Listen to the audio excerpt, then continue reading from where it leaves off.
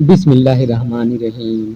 एक आदमी जिसका नाम रहीम था, जो बहुत नेक और शरीफ इंसान था, जिसने कभी अपनी जिंदगी में किसी गैर औरत को बुरी निगाह से नहीं देखा। उस आदमी के घर की हालत बहुत खराब हो गई थी। नौबत यहाँ तक पहुँच गई कि घर में फाके हो गए। उस आदमी की एक जवान बेटी थी। जब फाके हद से बढ़ गई तो वह लड़की अपने छोटे बहन भाई की हालत देखकर बहुत परेशान होने लगी। उसके दिमाग में तरह तरह के सवाल उठने लगे। उसने सोचा कि क्यों न मैं घर से निकलकर किसी काम की तलाश करूं, जिससे मैं अपने घर वालों का पेट भर सकूं। उस लड़की ने यह सोचकर घर से बाहर अपने कदम निकाल लिए और काम की तलाश में बाजार में निकल पड़ी। कभी किसी के घर में काम मांगने गई तो कभी किसी की दुकान में, मगर किसी ने उसे काम नहीं दिया। वह थक हार कर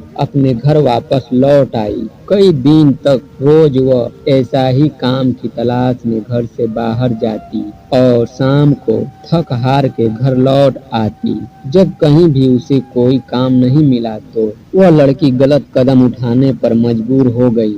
दिल में इरादा करके घर से निकली कि आज मैं अपना शरीर बेचूंगी और कुछ खाना खरीदूंगी। वह लड़की घर से बाजार जा पहुंची। जिस्म बेचने लड़की वहां गई और लोगों को अपनी तरफ आकर्षित करना शुरू कर दिया। वह लोगों को अपनी तरफ आकर्षित करने की कोशिश करती रही, लेकिन किसी ने भी उस पर ध्यान नहीं दिया। ध्यान तो बहुत दूर की बात है, किसी ने उसकी ओर निगाह तक उठाकर नहीं देखा। लोग आते और उसकी ओर नजर उठाए बिना निकल जाते। इसी तरह खड़े खड़े लड़की को शाम हो गई। वह परेशान होकर घर की ओर कदम बढ़ाने लग गई। जब घर पहुंची तो अपने वालिद को परेशानी में देखा। दरवाजे पर बाप ने बेटी को देखा और पूछा, बेटी कहाँ गई थी? लड़की अपने वालिद की बात सुनकर उनके पैरों में गिरकर रोने लगी और माफी मांगने लगी और फिर रो रो कर सारा माजरा बयान किया। अब्बा हुजूर, मुझे अपने भूख से बिलखते हुए भाई बहन की हालत देखी नहीं गई और मैं मजबूर होकर जिस्म बेचने चली गई थी, लेकिन एक आदमी ने भी मेरी तरफ नजर